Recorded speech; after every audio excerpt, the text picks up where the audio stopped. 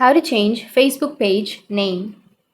So if you want to change your Facebook page name, then first you need to open up your Facebook application and you need to go for the upper right, which has that 3 bat icon, and switch to your page. And once you're here on the page, you need to again go for the upper right, which has that 3 bat icon, and tap on your profile.